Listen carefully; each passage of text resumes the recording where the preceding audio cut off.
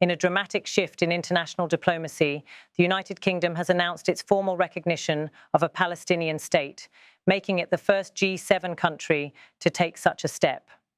The decision, confirmed by Prime Minister Keir Starmer, aligns Britain with allies including Canada and Australia, and is expected to be followed by France and other European nations during the United Nations General Assembly in New York this week. For Britain, this represents a major departure from its decades-long policy, which supported a two-state solution but withheld official recognition. The timing is especially significant.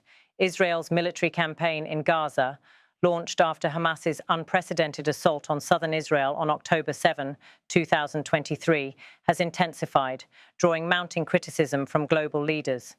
The Israeli government reacted swiftly and forcefully. Prime Minister Benjamin Netanyahu condemned the recognition effort, framing it as a direct threat to Israel's survival. Netanyahu said, "We will have to fight both at the UN and in all other arenas against the false propaganda directed at us and the calls to establish a Palestinian state, which would endanger our existence and constitute an absurd reward for terrorism." He warned that Israel's case would be taken directly to the international community in the days ahead, signaling an aggressive diplomatic counteroffensive.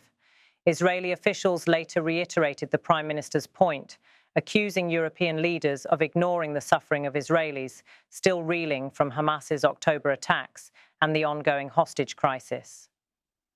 For Prime Minister Starmer, this was both a foreign policy gamble and a carefully timed move.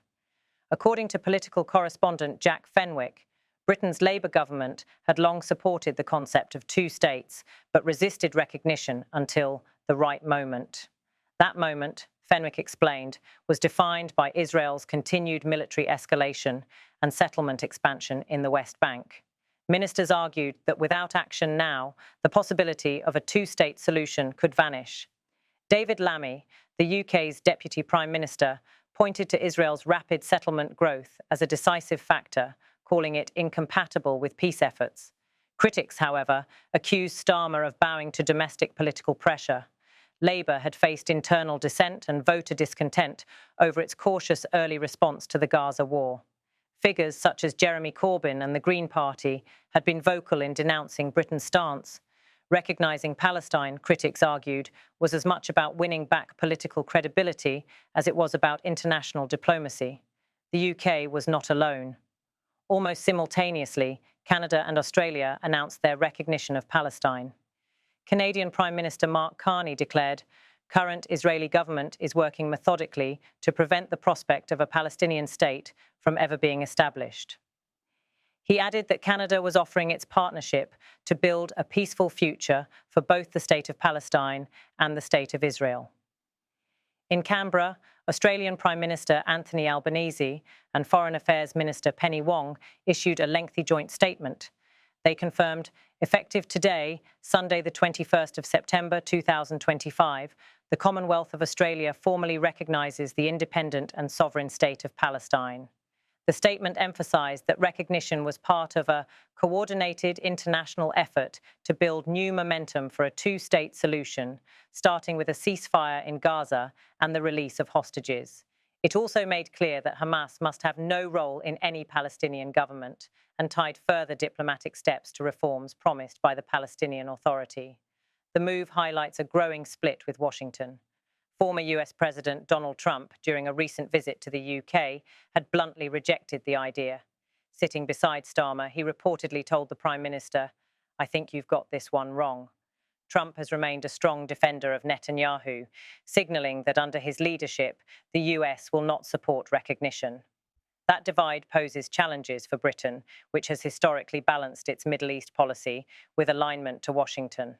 For now, however, London appears determined to side with a coalition of Western allies demanding change.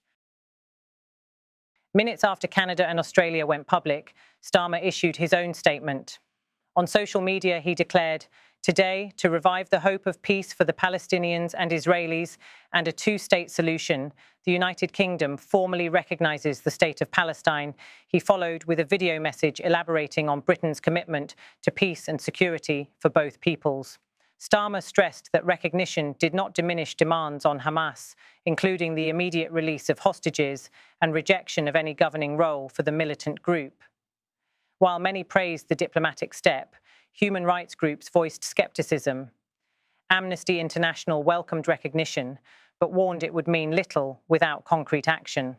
The group stated that the move will be a hollow gesture if the UK does not also seek to end what they call Israel's genocide. The term genocide remains controversial. A United Nations body recently applied it to the Gaza conflict, but the UK government has held back, saying it would wait for an international court ruling before using the term officially. In the West Bank city of Ramallah, celebrations were tempered by frustration. Many Palestinians welcomed recognition, but doubted it would change daily realities under occupation. Speaking to reporters, Mustafa Barghouti, head of the Palestinian National Initiative, praised the development. Barghouti said, "We welcome the recognition, especially that's coming from several countries. That recognition confirms and affirms the rights of the Palestinian people for self-determination." He added that the decision helped correct historical injustices, including the Sin of Balfour Declaration, which hurt the Palestinian people so much. But Barghouti insisted recognition was not enough. He declared, "Recognition, thank you, but that's not enough. We need sanctions immediately." Drawing comparisons to sanctions against Russia, he criticized the lack of punitive measures against Israel despite decades of occupation and displacement. Rejecting the idea that it was too late for a Palestinian state due to settlement growth, Barghouti remained defiant. "The right of the Palestinian people for freedom will never be gone," he said, insisting that if two states proved impossible, Palestinians would demand one democratic state with equal rights. Asked whether Hamas could claim the recognition as a victory, Barghouti dismissed the notion. "No, it's not a victory for Hamas or for Fatah or for us. It's a victory for the Palestinian people." For Palestinians, the announcements from London, Ottawa and Canberra represent international recognition of their aspirations. Yet, as correspondents on the ground noted, many see it as too little, too late. With more checkpoints, land seizures and intensified military operations in the West Bank, daily life has become harder. For Israel, the recognition is viewed as rewarding terrorism and undermining security. Netanyahu's government argues it will embolden Hamas and make negotiations impossible. For the UK and its allies, the move is intended to revive faith in a peace process that appears increasingly unattainable. As one diplomat explained privately, recognition was a message to Israel that Western patience with the Gaza war and West Bank settlements has limits.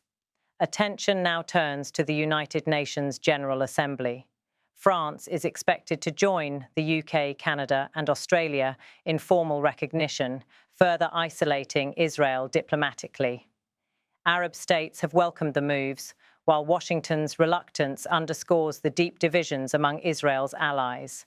Whether recognition changes realities on the ground remains to be seen. For now, it stands as a symbolic but potent declaration. The era of Western governments deferring Palestinian statehood recognition indefinitely appears to be ending.